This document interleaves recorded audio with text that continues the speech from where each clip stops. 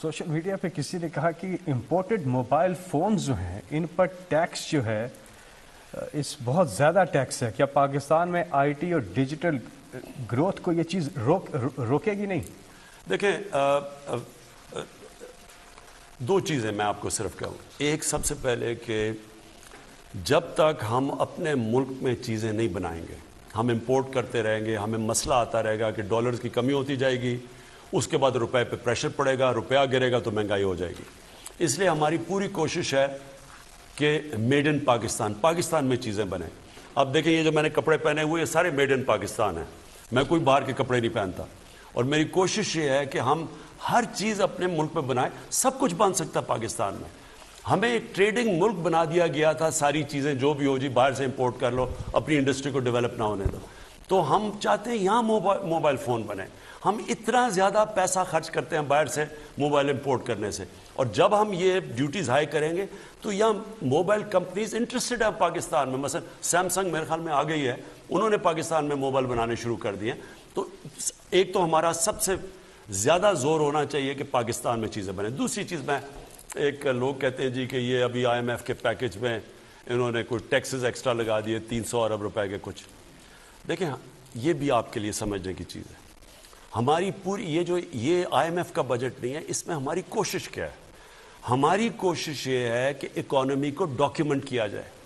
پہلے ہم جب ایگزیمپشنز دیتے تھے, اور جب ہم ایگزیمپشن دیتے ہیں کہ جی انڈسٹری زیادہ تیز آگے بڑھے, اس کو ہم ایگزیمپشن دیتے ہیں ٹیکس سے, ہمیں پتہ چلا کہ اس کی وجہ سے بہت زیادہ لوگ ٹیکس چوری کر لیتے ہیں. اور میں اپنی قوم کو یہ دوسری چیز کہنا چاہتا ہوں. ایک تو میں نے قانون کی بالادستی کی بات کی. دیکھیں 22 کروڑ لوگوں کا 20 لاکھ لوگ ٹیکس دے کے بوجھ نہیں برداشت کر سکتے. ہم دنیا میں تقریباً سب سے کم ٹیکس دیتے ہیں, اور اگر 20 لاکھ لوگ ہی صرف ٹیکس دیں گے 22 کروڑ لوگوں میں, تو ملک کیسے آگے بڑھے گا؟ اب کہنا میرے سے چاہتے ہیں جی ہر روز کی جی ہمارے اسکول نہیں, کئی تو ایک تو 70 سال کے پرابلم ہی کہتے ہیں کہ عمران خان ایک دن میں حل کر دے. جی یونیورسٹی نہیں چل رہی, اسکول نہیں چل رہا, یہ نہیں ہو رہا, وہ نہیں ہو رہا, ریلوے کا حال دیکھیں, وہ فلانی کا دیکھیں. جب ہم ٹیکس ہی نہیں دیں گے تو میرے پاس پیسہ کدھر سے آئے گا ملک کو ٹھیک کرنے کے لیے؟ اور اگر آپ دنیا میں سب سے کم ٹیکس دیں گے تو یہ سمجھتے ہیں کہ ہم ترقی کر جائیں گے. تو کوشش یہ ہو رہی ہے کہ اکانومی کو ڈاکیومنٹ کیا جائے. اور میں ایف بی آر کی بھی ہم پوری ریفارمز میں لگے ہوئے ہیں کہ ایف بی آر کے اندر بھی آٹومیشن آئے. ہم نے وہ ٹریک اینڈ ٹریس سسٹم لے کے آئے ہیں, کیونکہ کئی لوگ بڑا سیلز ٹیکس چراتے تھے, تو اس کے لیے بھی نئی چیزیں لے کے آ رہے ہیں. اور بڑی دیر سے کوشش ہو رہی تھی, اب یہ چیزیں ہو رہی ہیں اس لیے کہ اندر سے ایف بی آر کے وہ ہونے نہیں دیتے تھے, کیونکہ ان کا بھی پیسہ بنتا تھا, ایسے لوگ بیٹھے ہوئے تھے. اب ہم آٹومیشن کی طرف جا رہے ہیں, اور میں یہ بھی کوشش کر رہے ہیں کہ ہماری اکانومی ڈاکیومنٹ ہو تاکہ ہماری ٹیکس کلیکشن بڑھے.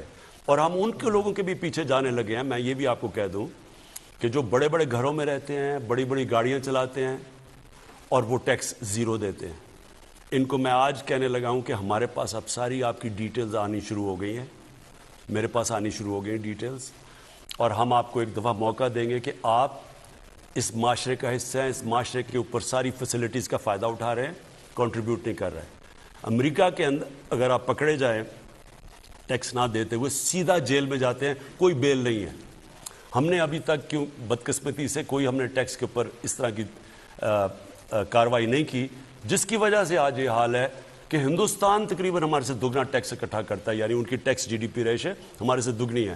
تو ہم نے اگر آگے بڑھنا ہے تو ہر شہری کو ٹیکس دینا پڑے گا, تاکہ ہم ان کے ٹیکس سے اپنے لوگوں کو غربت سے نکالیں.